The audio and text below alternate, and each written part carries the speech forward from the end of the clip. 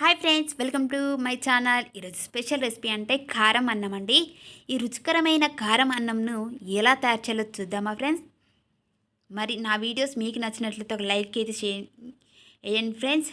తయారీ విధానం: stove on చేసి కడాయి పెట్టుకొని అందులో ఒక 3 స్పూన్ల దాకా ఆయిల్ వేసుకోవాలి. ఆయిల్ వేసుకున్న తర్వాత 2 స్పూన్ల పల్లీలు వేసుకొని 2 నిమిషాల పాటు ఫ్రై చేసుకోవాలి. ఇలా ఫ్రై అయిన తర్వాత 2 స్పూన్ల శనగపప్పు, మినపప్పు వేసుకొని ఒక 2 నిమిషాల పాటు ఫ్రై చేసుకోవాలండి.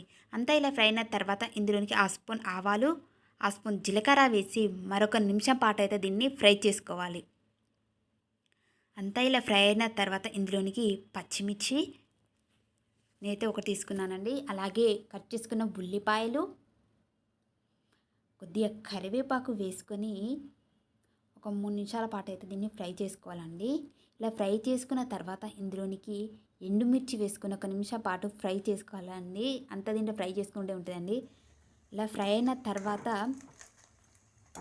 ఇందులోనికి ఇప్పుడు మనం మసాలాలు యాడ్ చేసుకోవాలి. ఏంటంటే 1 స్పూన్ కారం, 1 స్పూన్ ధనియాల పొడి,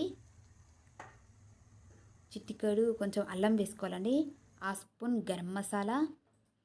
ఇక్కడ నేను పసుపు మర్చిపోయాను, తర్వాత వేసానండి. చిటికెడు పసుపు వేసుకొని అయితే మసాలాను ఒక 3 నిమిషాల పాటు అయితే ఫ్రై చేసుకోవాలండి. మసాలాను మొత్తాన్ని, ఈ మసాలా మొత్తం ఇలా ఫ్రై అయిన తర్వాత ఇందులోనికి మనం కుక్ చేసుకున్న రైస్ ఉంటుంది కదా, ఆ రైస్ని అయితే వేసుకోవాలండి. మీరు నైట్ అయినా వేసుకోవచ్చు, లేదా అప్పుడప్పుడు కుక్ చేసుకొని అయినా వేసుకోవచ్చండి. ఇలా వేసుకున్న తర్వాత అంతా ఒకసారి కలుపుకోవాలండి. అబ్బాయి తింటుంటే భలే టేస్ట్ ఉంటుందండి. పల్లీలు, శనగపప్పు, మినపప్పు తగులుతుంటే భలే. సరిపడా సాల్ట్ వేసుకోవాలి, అలాగే కొత్తిమీర వేసుకోవాలండి. ఇక్కడ సాల్ట్ వేసేటప్పుడు క్లిప్ అనేది మిస్ అయిపోయింది. వేసుకొని అంత ఒకసారి కలుపుకోవాలండి. కలుపుకొని ఒక 3 నిమిషాల పాటు అయితే సిమ్లో ఉంచుకోవాలి. ఒక 3 నిమిషాల తర్వాత అయితే స్టవ్ ఆఫ్ చేసుకోవాలి. స్టవ్ ఆఫ్ చేసుకొని తిన్నట్లయితే ఒక ప్లేట్లో అయితే సర్వ్ చేసుకోవాలండి. చూస్తుంటే నాకైతే నోరుతుందండి. ఇలా అంతా ఒక ప్లేట్లో వేసుకున్న తర్వాత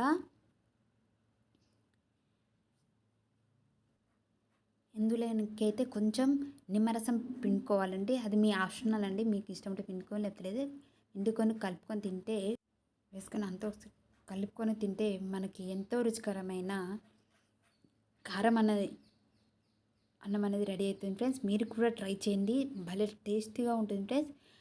మరి నా వీడియో మీకు నచ్చినట్లయితే లైక్ చేయండి ఫ్రెండ్స్, అలాగే షేర్ చేయండి, ఛానల్ సబ్స్క్రైబ్ చేసుకోండి.